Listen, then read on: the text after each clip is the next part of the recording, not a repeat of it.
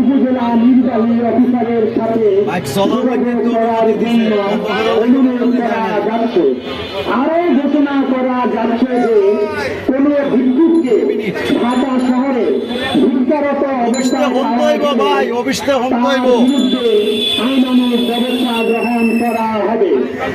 আরো ঘোষণা করা যাচ্ছে যে কোন ভিক্ষুককে ঢাকা শহরে ভিক্ষারত অবস্থায় পাওয়া গেলে তার বিরুদ্ধে আইনানুগ ব্যবস্থা গ্রহণ করা হবে।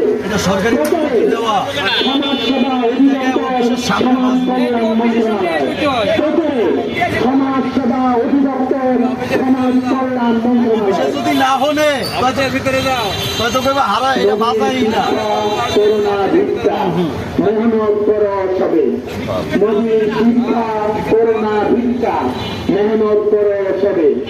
এত দ্বারা সকলের অবগতির জন্য জানানো যাচ্ছে যে সরকার সমাজসেবা